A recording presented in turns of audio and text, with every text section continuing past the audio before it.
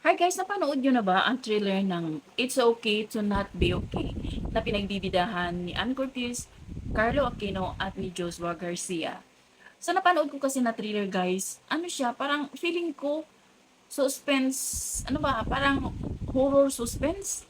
Basta parang ganun yung vibe ng series. Hindi ko kasi napanood ang series na to yung original. So ito papanoorin natin sa Netflix pag nagsimula na. So, dito meron silang MediaCon at maraming mga comments doon na sinasabi nila na hindi daw bagay kay Ann yung role niya dito. At saka si Joshua, parang sobrang bata ni Joshua na i-partner kay Ann. Para lang daw silang magtita or mag-ate, parang ganun. So, ang daming mga nasa comment section, pero meron din namang nagtatanggol kay Ann. Sinasabi nga nila, huwag tayong maging judgmental.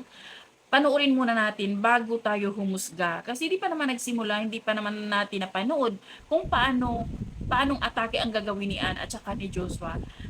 Pero okay naman kasi 'di ba ang galing-galing naman ni Ana artista, si Joshua magaling din, si Carlo magaling din. Pero merong nasa comments din na sinasabi niya parang parang ang main is si Carlo, parang nandoon daw yung story no, nandun daw kay Carlo, pero ewan ko lang, ako di wala din ako maikomento kasi nga hindi pa natin napanood. Siguro papanoorin muna natin, ang trailer pa lang din naman yung napanood ko. At yun nga, para siyang suspense horror yung vibe ng series na to.